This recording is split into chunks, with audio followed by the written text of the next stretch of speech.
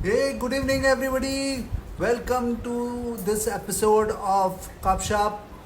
I hope all of you are relaxed, enjoying your Saturday evening, and hoping to have some great session with today's guest.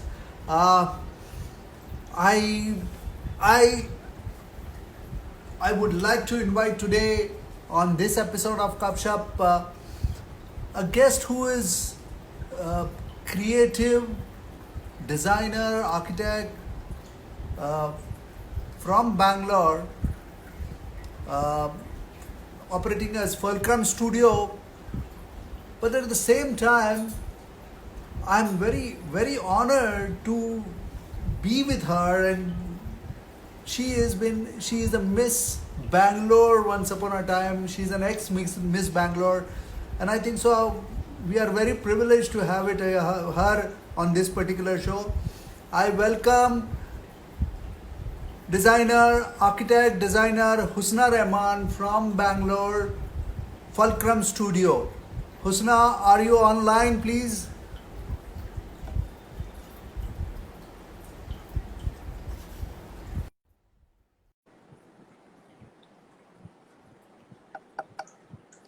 Husna is joining us. She is already there here. Uh, Hi, Husna. Hi, how are you? Good. How are you? Very good, very good. So, I believe we all are missing the party for Saturday evening, and we decided that we'll have some fun, some party moments with you. All right. I'm going to look forward to that. I know I can use a party. So, are the things back to normal in Bangalore, Husna? Yes, scarily so, as in people are behaving like they are, and yet we all know that they're not. So there's a dichotomy between what is and what we are living. And, there's just that much that the human psyche can take of isolation. So now people are actually being as safe as they can, but they're living their lives. Right. So your offices started, I believe. We have started working twice a week from the office for a few hours, but we are working quite well from home too. So Okay. I don't want to put anyone in a state of vulnerability. So we do meet, but only when necessary. Great. Uh, Tell me, your name is very peculiarly. Is it a Persian or a Urdu? I think it is an Arabic and Urdu name. And my Okay. mother chose this, and it means pretty nice things. You'll hear it in a lot of Bollywood movies, that's for sure. Tere I'm Husn Ka very, Jalwa. So, yeah, every movie you'll hear my name at least a few times because the poets tend to love it. yeah. I believe you look beautiful. You are pretty, and you are are gorgeous. So there is no way your parents chose a perfect name for you, probably. Uh, Thank you. so. Uh, So probably it Husna, to my best of my knowledge, it appears to it is more like beautiful. Mhm. I think the interesting part about the name is that it's double-edged. It means good from within and beautiful from without. So I hope that it's as true for the inside as the out. So your double H has a philosophy in that. That's great. That's great. Yeah. So great. Hmm. So let me ask you, where was this beautiful Husna born? Well, it's an interesting story because it was in this beautiful emerald island of Mauritius, floating in that turquoise Indian Ocean, Oh, don't tell me. that it it all happened. And my mother married, went to Mauritius. I was born there, but at the age of 3, they left and brought me to Bangalore. So And your mother was basically an Indian, or she was a Mauritian? Indian. My mother is Indian, married to a Mauritian. Oh. So I still carry the Mauritian nationality, although I'm as Indian as green chili strung with lime. So you live with a dual passport. Just a Mauritian because India doesn't allow a dual. Yeah. Okay. Great, But it's a great, great. terrific nationality to carry because it's a very strong passport and you don't need visas for most countries in the world. Yeah, That's what's I huge understand about it. that. I understand Yeah. that. So we had on our show, we had somebody who was carrying an American passport also, and Mm. somebody who I know about it for a fact, who came to the show and has got dual passport.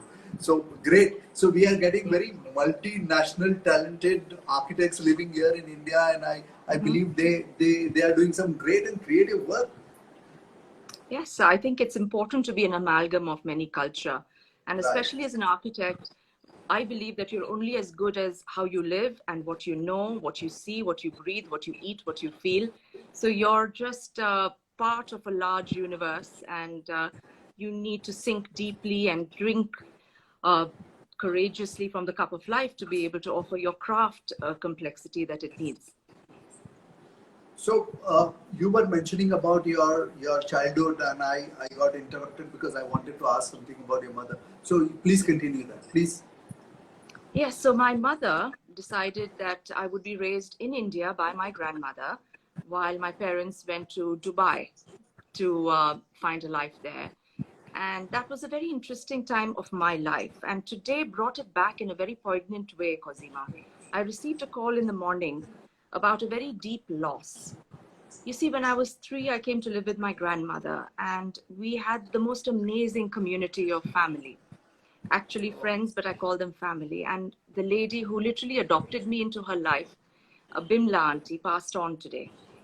Oh, I'm so These are sorry. people, thank you. These are people who made me feel like my childhood was indeed a special one, full of the wonder, the magic, the beauty, the childlikeness that a childhood should have. And this was so beautiful of India and the people in it, because they have these enormous hearts which love, tolerate, accept, and blend into our lives seamlessly. So today I had a very deep revisiting of my own life, where I started to think back of the memories between the age of 3, which is when I came back from Mauritius. I was left here with my grandmother, and 9, because that's the time when I would call it the years of innocence, with this family who took me Absolutely, into their absolutely. fold and made me part of them with such unconditional love. And those years are so beautifully etched, because I think they define who I am today in many ways. Those are the most formative years, and they filled it with joy and laughter. And interestingly, they were called the Anand family, which, as you know, means joy. And they brought Right. so much of it into my life. And at the age of 9, we moved away. We lived in this posh neighborhood with people who were, highbrowed and retreated into their worlds, and things were just not as wonderful as I remember the first 9 years of my life. So probably that means your complete education happened in India, your Yes. schooling, and Hmm. so. It did. Till the age of 21, I had no idea that design was going to be my calling at all. I studied economics, politics. I was interested in literature. So I studied everything other than art. So my first So introduction to it was. I'm going to make you pause over here because All right. you jumping your 21 years of your age altogether, because everybody is interested in knowing what have you done in those 21 years. Yeah. So Yeah. I'm definitely one thing for sure. Were you part of a co-ed school or a girls' school? Oh God, I wish I had exciting stories about co-ed schools, but alas, we went to very rigid and disciplined convent schools. But So then there we, must be some absolutely naughtiness. no looking at you at today's date also, Husna. I'm dead sure there were boys Yeah. standing outside the school gates. Oh God, I don't know if I look quite the same then or was even aware of that. But uh, no, the only naughty things I remember doing in school, I tell you one thing though, Yeah, my yeah. mother. And when you talk about Husna and the physical outwardly package, nobody can beat my mother for that, because I have memories of her coming from Dubai, and she was Miss India in Really? 1969. Yes. She Oh my actually, God. she walked the ramp as a very conservative Kachi Maiman in a bathing suit way back in 1969, which was outrageous for every community. And she won the Absolutely. crown. In 1969, it Yes. was. and she actually nailed it. She was Miss India, and till date, when she walks into a room, she is an incredibly stunning woman. I'm that sure. I'm that sure. Yeah. So when I was in school, in fact, I was kind of gawky and not sure about too much else, pretty good academically. But when my mother walked into Sacred Heart Girl High School with her amazing clothes and 5'9" height and her gorgeous hair, instead of being really proud of that, I have an admission to make. I felt really like I needed to go and hide in a hole like a mole. I wanted a mother who was really straight-laced and conservative. And I felt terribly embarrassed because all the girls walking down would like stop and stare. She would actually get the whole school paralyzed. They would all come out from everywhere and gape at her. And I was like, oh my God, do I have to be part of this embarrassment? But she was stunning, and she gets that, then she gets that now. No, but she deserved that kind of an attention, and I'm dead sure. Which you smartly you put your mother in between, and you said that the boys never stood in front of the school kids. No. Did they? No, No. I don't think so. They would be shooed away by the principals and everyone else because we had a very strict regimen, and it was just taboo. It was really strange. I find the co-ed education so normal because when I was growing up, I thought a boy was a different species. I had no brothers. My father lived away, so I was not exposed to the male species at all. So it was quite a strange and rare and exotic thing, considering that you don't grow up with them even in school. So what made you move towards this? I believe you have been Miss Bangalore, and what was that year? Which year it was? 1985, I think. But that was just by chance. I was never really interested in that kind of life. But my grandmother, Nani, told me one evening, there's an Eve's Weekly fashion show in town tomorrow, and let's go watch. And I said, oh, that's exciting. I've never seen a fashion show. That sounds like a good way to spend a Saturday night. And so we realized that the show tickets were available at the hotel, the Marriott at that time. So she and I trotted off there simply to get the tickets and nothing more. But the lady who was, in fact, responsible for being part of my mother's crowning of Miss India, forget her name now, but it'll come to me. But yes, she was an old Parsi lady who remembered my mother vividly and who was a real head honcho of the magazine at that time. She looked at me, gave me one glance and said, I'm not giving you tickets. You're in the show. And I looked at her amazed. And I said, that's not possible. I've never worn a sari. I've never worn heels. I'm still in school. I don't know what you're talking about. And she was adamant. And she looked at my grandmother and said, do what you have to, but bring her on the stage tomorrow. So I went to an aunt's home, borrowed her choli. I got her sari. I wore earrings. I tried to wear heels. And I got myself prepped in a night, literally. But when I walked down that ramp, it just felt very natural to me. I guess I was my mother's daughter after all. Yeah, so built-in qualities. Yeah. So, but tell me how, when you got crowned, did that fame not take you from attention from a lot of other things which was there, or it was never a real interest? Here's where I really think that destiny has a lot to do with things, because I was interested in academia, and at the time my family didn't really see this as a very positive goal or a career path. I remember being offered a couple of films, and I don't even remember having the ability to either say a yes or no, because my grandmother answered the phone and declined. So what age it was? I must have been about 17 at the time. And I remember a couple of movies which then got released and were really big hits. And I remember her, and I wasn't aware of the film industry, but those names were familiar to me once they got released. And I thought, oh, but that was something I was offered, but I said no to. But no regrets, because I enjoyed my path, and my journey's been quite wonderful in its own way. And there's a long way to go. So maybe, the next 10 or 15 years will unveil opportunities which the glamour industry doesn't. Because the beauty, Khozema, about our life in this industry is that you get better with time. Your brain gets better, your experience gets far more stellar, And I notice in myself that with every passing year, I'm a new being, and I'm just so much better than the year before. Now, we So can't say that about the glamour industry. old wine is always most expensive. Yes.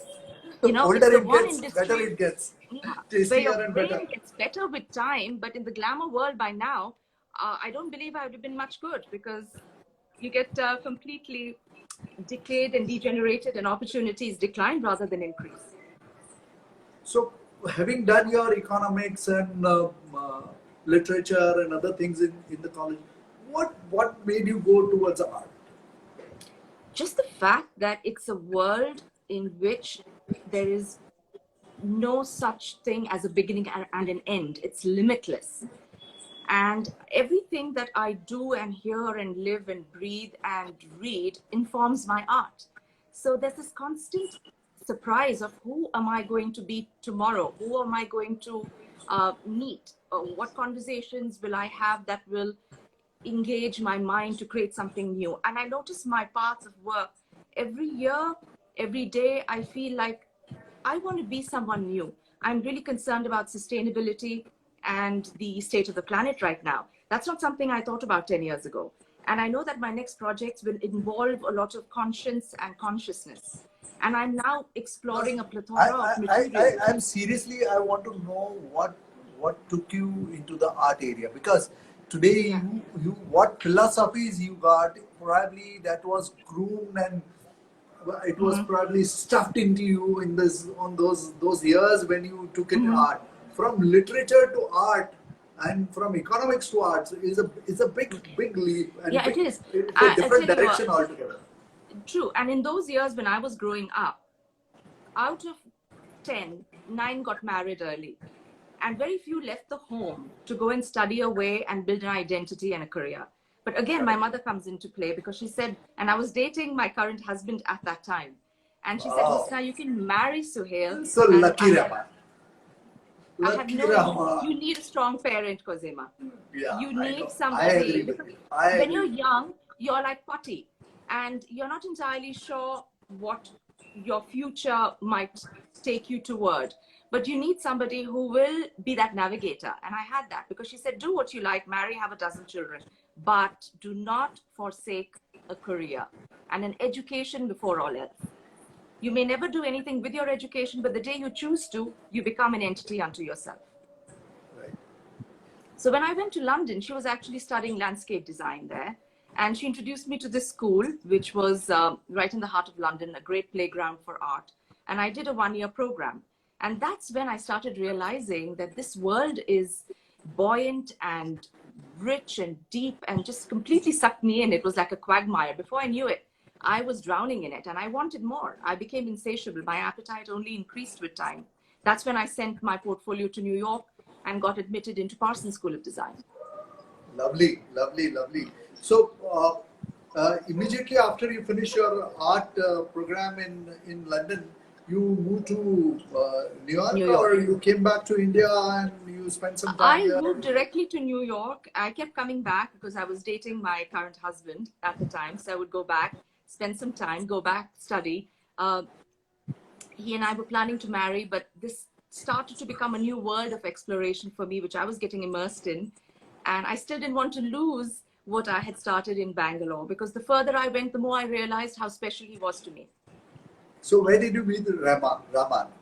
Oh, I met him at a wedding, like all good girls meet good boys in Bangalore, a friend's wedding. And it stirred something which started at the point, but lasted 8 years, because that's as long as we dated before I finally married. Yeah. So, who proposed? I don't know. You know, I think it was like taken for granted from the first date that we would just spend our life together. So there was So, no going you down were on your made for knees each or other. anything. Yes, So great. yeah. Somebody gave a comment in between, Husna, that Husna, industry would be yet be ready for you. Not ready for me? The film Film. industry would be yet be ready for you. Somebody gave a Oh, yeah. comment. It was scrolling down. So Yeah, I it's a better good. not mention Right, contacting Karan Johar, since he's getting such bad press these days. right. Yeah. So, how were your days in Pasan? What kind of course you did in Pasan? Yeah. you know, extremely different, night and day. London and America, New York, very different cities, very different cultures, very different attitudes. London was fun and games and play. I immersed myself in living a good life, which is, you know, something that is part of the ethos in London. People enjoy their lives. In Europe, in fact, work is taken seriously to a point, but I think the quality of life and pleasure plays a very important role. In New York, it's work to the hilt, to the zenith. And people find very little time for very little else. And that's how I lived my life in New York. I sunk myself completely into the world of design. Very little hand holding there. The professors expect that you will come to school with a huge quantum of drawings and information and research, and they don't necessarily point you in the direction from which it can be sourced. So you're left in the dark. But that kind of learning has its enrichment because it's extremely nuanced. You find things that you were never looking for, and you find yourself in places you never thought you would be. So there are fragments of yourself that are plucked from the stars and the sun and the moon, and you one day look at yourself and say, I never thought I was this person or could ever be. But Husna, New York is a city where you work hard and party hard. So how were your party life? Well, the weekends, you'd go to a nightclub, you'd go out with friends, you'd stay out all night, you'd enjoy the maddening, frenetic pace of the city. And, you know, it is that kind of city which gets under your skin. I've had a torrid love affair with New York City, Khozema. I remember leaving the city after 4 years, and never has this happened, where I've turned around and I've seen the last glimpse of the skyline and I have wept, because that city gave me so much by virtue of self-discovery. Absolutely. It's when you live life very intensely that you find all these different parts of you and you realize that this city is giving you yourself. And that became the building block of my career and my attitude towards everything. So share with us one of your wild memories of New York. Oh, wild. The wildness was really what happened when you were sitting in studio with your friends, the late nights, you know, crying when you didn't know how you would possibly present something tomorrow, having a bad crit and then wondering what went wrong. It was very, you know, oriented towards your learning. And then you would cut free and go out and probably have a few extra glasses of wine and dance in a nightclub till 6 in the morning. But yeah, that was pretty much how I lived my life there. I made some amazing friends. This was all before 9/11, you must remember. So the people of America were extremely receptive to outsiders. Very naive people who really embraced the exoticism of people coming from a new continent, and allowed you to become part of their fold with a great deal of affection. So I had great friends, and I enjoy every part of that. Now, what's very interesting about this is Kismat. When I left New York, I knew I wanted to come back, and do you know how I did? I actually went back many years later to drop my daughter, who studied architecture, at Parsons School of Design, New York. Lovely. So you got you and your daughter are architect. Anybody else becoming an architect in the family? I think because of us, everyone in the family speaks Rahman is also. Do I believe he should be? He's a builder, so he really understands the construction. So the industry is within the home. Yes, absolutely. And my little son, who's 7, draws like a dream. And I guess the conversation that we all have is constantly about art and proportion and beautiful buildings and experiencing design in a very profound way. So he's, you know, like a sponge to all of our thoughts. Ah, lovely. So tell me, you have seen the. It's a great thing to have. You studied in the same college, and now I believe your daughter Sahar. Yeah. She did architecture there. She did her architecture. She completed last May, and she's a very ambitious, very talented girl. She sent her portfolio to various Ivy League schools. She got admitted into 4 of them, but she's chosen to go to Yale to do her master's. Very nice, and wish her all the best. So, thank you. Did you find any vast difference between the academics, what what you did at that point of time and this time when Sahar was there? Yes, the world has changed, Khozema. We were using our hands. We were drawing, drafting, rendering with the old-fashioned way of understanding fine art. Whereas today, the computer has taken over. And I constantly tell Sahar, as she's been told by her professors, that don't underestimate the power of the hand, although you can hone your technical and computer skills as well. So the world of technology has raced on. And also the situation that we are in, our problems have become very dramatic compared to when I was growing up. We never talked about the environment or sustainability or the next 20 years being the definitive years to change the status quo. I mean, what we're doing is racing towards an existential crisis. And right now, the tools of academia have to fortify them to fight this and neutralize it. So they have a completely different challenge ahead of them. So once you came from Parsons, did you work with somebody or you started? How did you start your practice? Okay. True confession here. I would never make a very good employee. I have too much of my own mind, and I'm very nocturnal. I like working late into the night, not so much waking up and showing up to work at 7 a.m. So I have my own rhythm, knowing fully well that no employer is going to tolerate me. And I started my own firm pretty much right away. Right. So which was the first project you did? It was a little office for Carrier, air conditioners. I had done a small residence for this man, and I met him, handed over the key, and he said, Husna, do you do offices? I said, I'll do anything. Give me an opportunity. So he said, we have a factory in Whitefield. We need a 2,000 square foot office. Would you be so inclined? And I jumped at the offer, started designing it. Loved the journey of actually getting to know the contractors, the materials. It was like getting my feet wet and then immersing all of me in overhead, submerging myself into India and its vocabulary of design. It turned out really well. And I suppose when you create something that's bigger than yourself and that you put all of yourself into it, the momentum continues. So things started to happen. But also, as you know, in our profession, it takes many years of consolidated, dedicated, and completely, artistic work to then one day sit back and say, all right, I must have done something right, because there seems to be an understanding of who I am and appreciation of what we've done. So tell me, what kind of projects excites you? Anything which I've not done before. For me right now, you're only limited by the imagination. And as you grow older, you realize that the opportunities have to be seized. And this is a fervent desire that I have to create something that will outlast me and my mortality.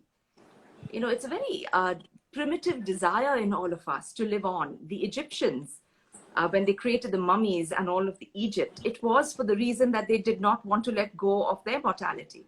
It was built so that they would be everlasting. So which civilization in time has not had that desire to leave something for posterity? So I want to be remembered. I want to do something entirely path-breaking. It could be something that delves into the earth and creates a museum under the ground, or something completely submerged in the ocean, or something flying in the clouds.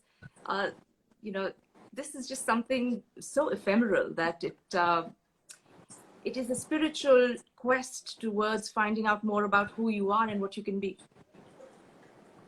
So it's a fantastic thought process which you have of creating a different kind of environment, living behind the legacy.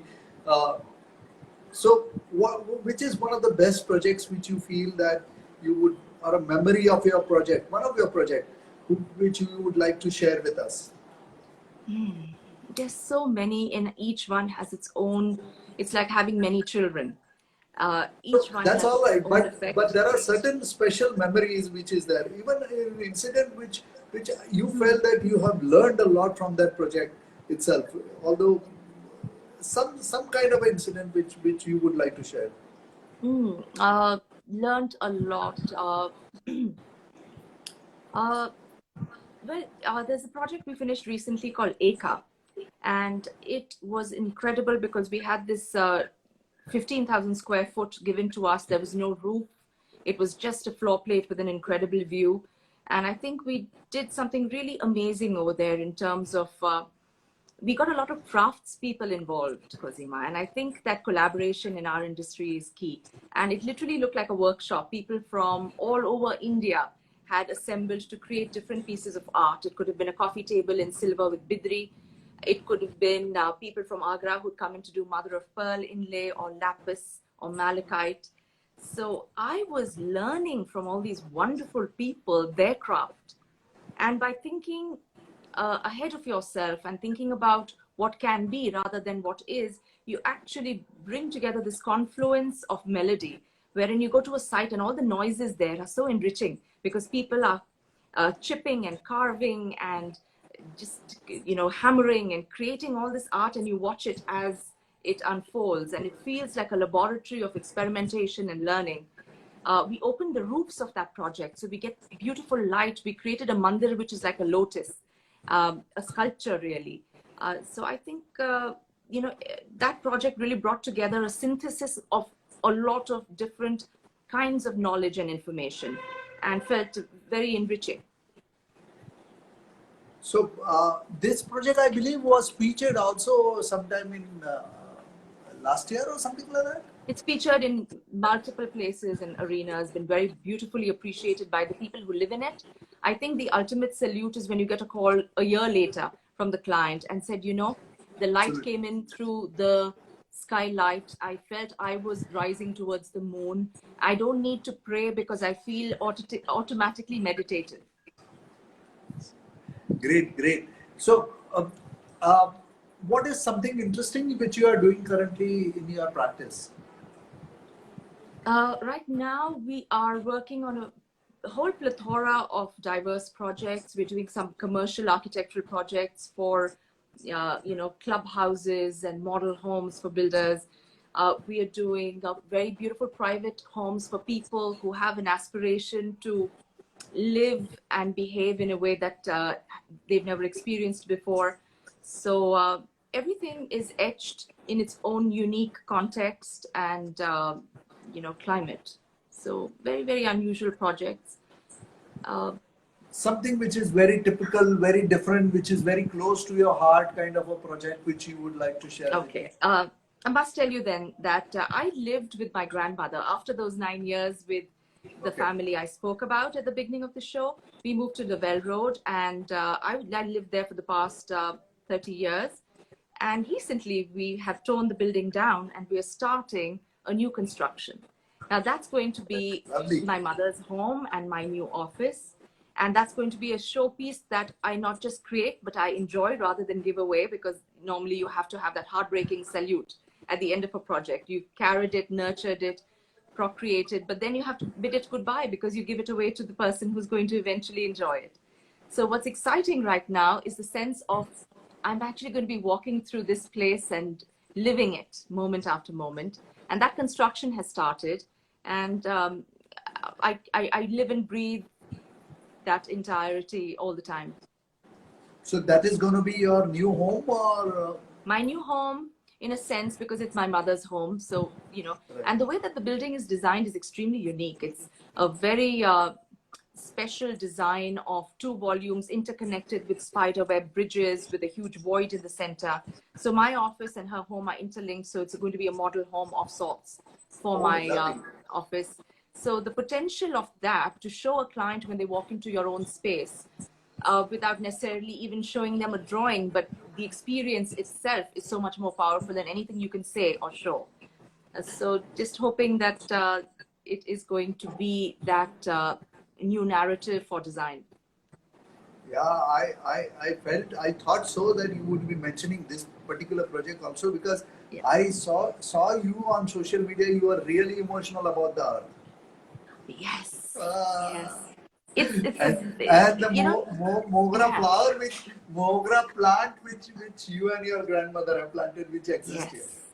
Yes, absolutely. That's the piece of land which holds my memories. Her demise was in that home 2 years ago. And when I saw the mogra plant decapitated by the construction people and thrown on the side, it was my meltdown moment. I could not put it together anymore. I broke down. But then I took many pieces of that plant and started planting it wherever I could find in my own home. And every single one has taken root and now bears flowers. Great, great. So she lives with, not only in your memories, but she lives with you. So she's there everywhere. And you are going to flourish with that, those kind of things. So tell me, you have been, you have two. How many children you have? You have one daughter and one. A daughter who's 22, a son who's 7. So daughter is coming back for the further ahead and to join your practice, or is she looking at something else? My daughter has a vision that's just epic. So chances are I'll be joining her practice if necessary.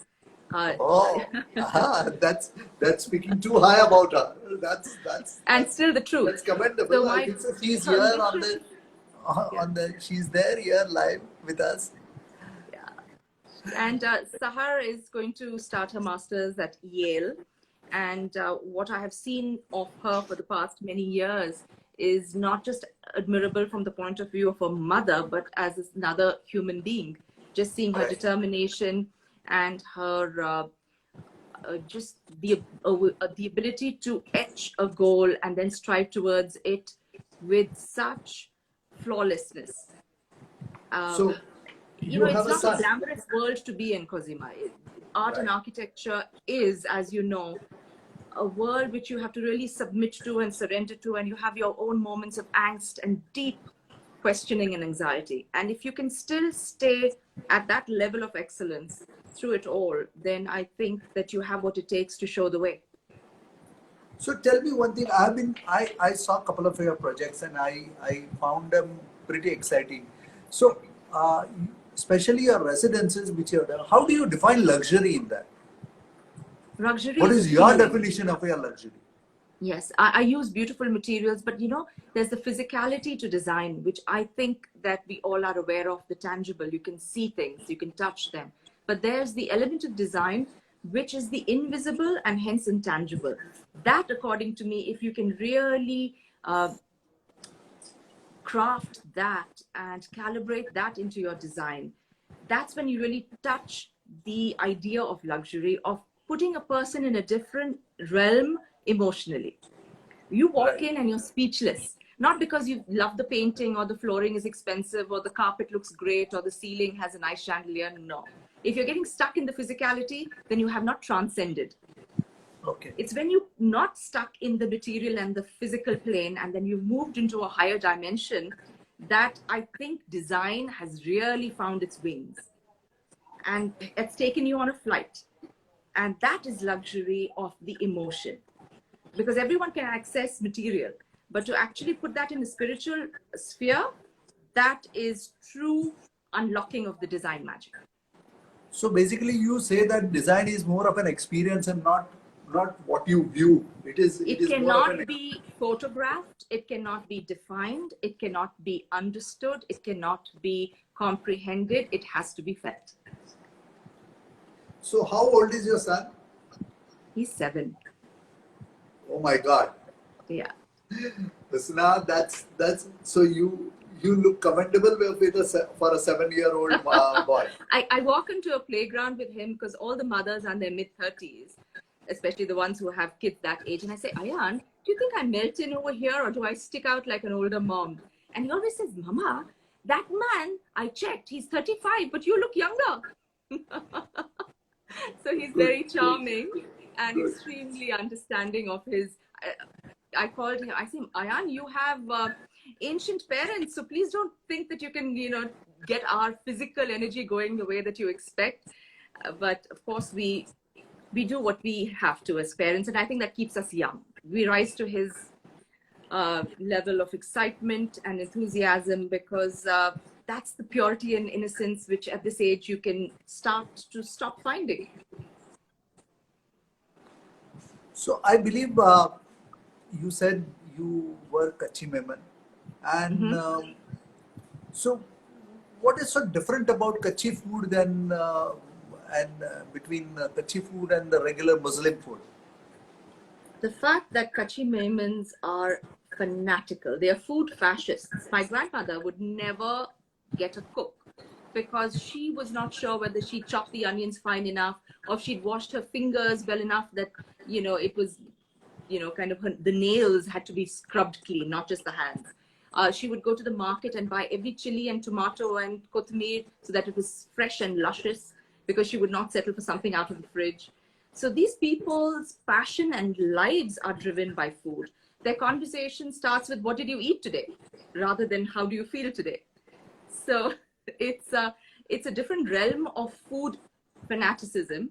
And I have grown up in a kitchen. I would sit on the kitchen counter while my grandmother stirred the pot and talked about the best ingredients and how to do things and how food is really magic for the soul. And, and in our current period of lockdown, I think you'll agree with me that everybody is finding food and kitchen to be the restorative balm. Right. So, what kind of what's the best Kachi Memon dish? Which we Oh goodness, it's going to sound so predictable, but biryani. I mean, can anything be more sumptuous? So, than that? what is the difference between a South Indian biryani and a Kachi biryani, or any typical Lahore, Hyderabadi, or different? There are different biryanis all across. Yes, There might be yes. probably 50 different kind of biryanis existing in India. Right. So what is so different about Andhra Kachi biryani biryani? has a lot of green chili, and they call it a kachi biryani because they cook the meat and the rice together in the same pot. Okay. But okay. for us, we cook the meat separately in a kurma. We cook the rice separately, and then we layer it, and we add the saffron and the herbed oil, and we place it on dum for a very long period of time. The ingredients are not very rich. We don't use a lot of oil, but in fact, we use yogurt and we use, a lot of greens, the green chili, the coriander. And it's a sublime flavor and aroma which greets you from the gate. When you have a guest, they know that you've been cooking the biryani before they enter the home because it just introduces itself. Next time I'm in Bangalore, I need to intimate. You absolutely do. It's a very unique flavor. Yeah. So tell me, I believe you wrote some book about with your grandmother of your grandmother's recipe. Just tell us more about us. Yeah, Tell us more about it. every experience in life that's worth talking about is actually a story. And for me and Nani, that's how it happened. She was very unwell at the age of 85.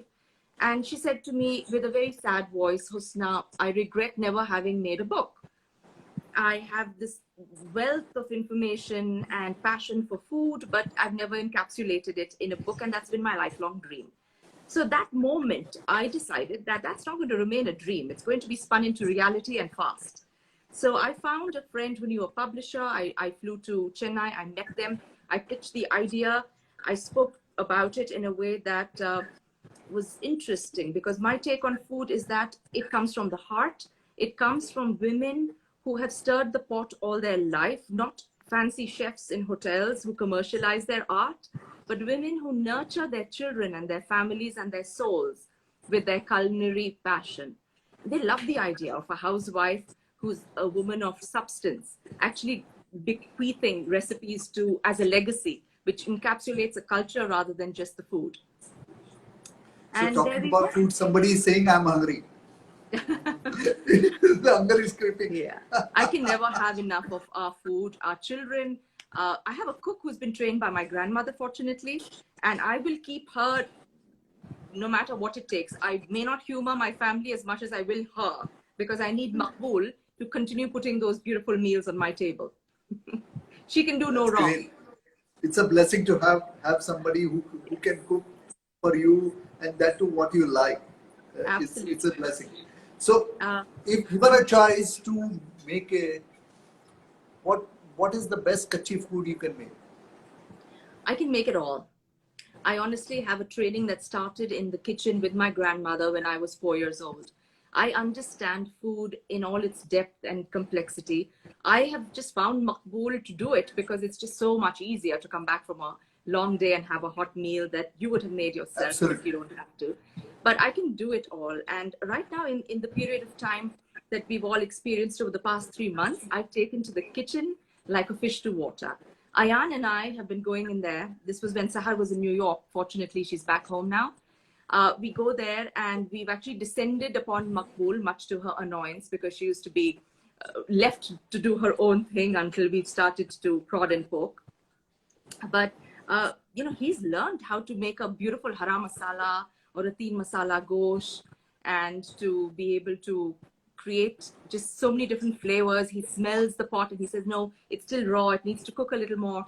We've been enjoying the kitchen because it's such a therapeutic way of spending a few hours. Great. So I'm going to ask you a quick round of questions, which I want a very quick answers on. Mm-hmm. So, what is your favorite color of nail polish? Nail polish? Did you say nail polish? Oh, goodness. I have never used it. Probably twice in my life, I've used a bright red and maybe once a silver. But, truth be told, I'm not that fussy about the grooming. I can do without it. But if I were to use one, it would be a bright, vivid red. Vivid red. Okay. Because when I was doing my little homework on you, I never saw you with the nail polish. That's the precise reason I asked you. I wanted to ask you which color of nail polish you are using. No. Because the colors every time I saw you were without it. Yeah, no, the colors in my life find themselves in my imagination and in ways that are more real than synthetic nail polish. So apart from cooking in this lockdown, what else have you done? I have been the mom to a 7-year-old, which means that I am 7 years old. I have had to have the buoyance, the positivity, and the physical stamina to deal with a boy who's used to going out and playing sport every day, expending his energy in 100 different ways, who now doesn't have that opportunity. So it's been fun to read and to talk and to embrace my childhood through him. But now that Sahar is back, and this happened a few weeks ago, fortunately, she came back on the first evacuation flight from New York. It's been fabulous because today we are actually stepping out. We're going to my mother's house. She lives down the road. And we're going to have a few glasses of wine with a few friends and just enjoy the evening. And with Sahar around, there's a lot of conversation to do with design, going back to school for her, just talking about our lives and how they intertwine. So tell me, if given a choice to study today, what course would you like to do as on date today? If I were to study something other than architecture, I don't know. Probably you know what would you like to do? I would love to study drama and filmmaking. Oh, lovely. So I am the quintessential performer, Khozema. This is yet another piece of information I'm bearing my soul to you with. Right. I love the mic and a spotlight.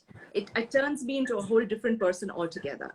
And there was a poll recently wherein people were asked what they're most afraid of. Most people said that it was public speaking. And more people said that than they even said that they were afraid of death. Now, for me, it's the complete reverse. I love talking to an audience and I feel quite invigorated by it. So somebody was right, absolutely correct in the beginning when they said that you today also you can be there in the film industry. You are ready for the camera. You are ready for the camera. Yes, just say action. That's me. And that's there. Given a chance to design in an office or to travel, what would you like to do? To design in an office or travel? Can I do both? I designed on napkins on an airplane. I design in coffee shops. I incubate my ideas like my own breath. They're part of me. So wherever I go, my projects are being taken and they've been worked on constantly while I am, enjoying what you would imagine the other life. But this is kind of feeding into it and drawing from it all the time. So where would you like to travel? The urge of Japan. traveling, given a choice. Today you need to travel, you can travel. My mother has always been in the travel industry, and from a very early age, I've been up close and personal with continents, culture, and creed. Oh. I have seamlessly understood people's languages. I'm the only child. So I never really had the childlike aspects of, playing, fighting, having the trivial and interesting ways that children may grow. I'm not even sure what those may be. What I've always had is conversations with grown-ups, being put into an environment of very intellectual people. My mother's friends always were people very accomplished. So I've had conversations and dialogues and exchanges which were far ahead of my years at any given time. So for me, I think that's helped me kind of understand people very well across all strata and relate to them in a way which helps me professionally as well as just in terms of sheer enjoyment and pleasure. But in terms of where I'd like to go, Japan. It's the one place that has eluded me and fascinated me from the beginning of time. So which all places in Japan? I would definitely Tokyo and, those beautiful fish markets, going away to Kyoto and seeing the Zen gardens, the ryokans where you can spend the night and actually see the countryside and live in the little inns, the onsen, hot spas and baths where you can actually soak into the hot springs of Japan, eating the amazing food, which I utterly adore, and just understanding more about minimalism, because before the term minimalism was coined, Japan was still doing that. Japan has been doing from ages now. I think so. Their culture is also very minimalistic. Look at their, apart from design, their lives are alive. If you evaluate the cultural or a rural life of a Japanese, probably it is much more simpler, much more leaner, and they have nothing, no flares at all. So, absolutely. Tell me if somebody has just asked a question. What's your interest in English literature? Oh, I love words. I suck them up. I look for new ones. I enjoy using them. It's just a left brain, just an interest that I've had ever since I was very young. I was very good at spelling in school. I've always enjoyed reading beautiful minds. I have a stack of books that I consider, my friends. These authors can constantly be my companions in solitude. And I love the ability to express both in the verbal and in the written format in a way that's penetrative. Last question. Who is the most important person in your life? You have to be very choosy. You have to be very cheesy and sure it's about the it. family. It's the whole entire I coming asked together. person. I was specific about the person. I'm not talking about the family. Okay. My grandmother, who's no more, but lives on more now than she even did before, because I feel her spirit, I feel her connect. And I do not feel like she's any place but with me. People talk about the heavens and paradise, but I kind of chuckle when they say, hope she's found her paradise, because her paradise was always me. Do you have a spare bedroom? Yes. So tonight you are going to sleep there because Rahman is not going to allow you. You have not mentioned his name. No, Rahman knows he's part of the family, which is integral. I can't mention one child without the other. Since you made me choose one, it has to be the one. Okay, great. It was lovely. What message would you like to give to your fans, Husna? I think just I think everyone is so unique, and my message may not be true to who you are or how you want to live your life.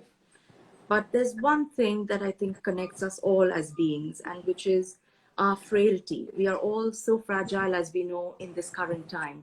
And yet our dreams are not, because we've harbored them with strength and with intimacy. So hold on to your dreams. Do not allow the world to take them from you. Without our dreams, we're just a heap of flesh. So do not allow rejection, do not allow depression, do not allow anyone or anything to take that away from you. And with every disheartenment, find yourself stronger, find yourself rising higher, use it as an energy to forge ahead. Just always remember that you're precious to yourself, and never be hard on yourself emotionally, but be very hard on yourself to achieve your goals. Great, Husna. I thank you very much. I thank you for coming here on this particular show, and having having you here was, I believe, most of the fans who are following KupShup are going to enjoy this show. Uh, I, I sincerely want to send a message across to all our fans also, because what we have observed is we have been now all the offices have started, and we find that the time slot which is most appropriate to us is something what we are looking at. So guys, friends, please do write us back and let us know that which time slot is most suitable for you, so that we can bring in the next guest at that particular time slot. I want you to please write on iDAC Expo, Khozema_Chitalwala or Designers Group Official. Please follow us and write to us, so that we know that which time we can bring in the next show. It may be on a weekend, it may be on a weekday. We would like to understand from you, all of you, because we have realized that there is a huge fallback, throwback on our shows on IGTV, and it's the numbers are very, very high as compared to what are there on the live, and we would like to bring more people on live on this particular show. So please do let us know, and it would be a great thing to if you could respond to this. And Husna, once again, thank you so much for being with us, and to all of you, take care, good night, Shabba Khair, and Namaste. Bye. Thank you. I've had a blast. Good night. Thanks. Bye bye.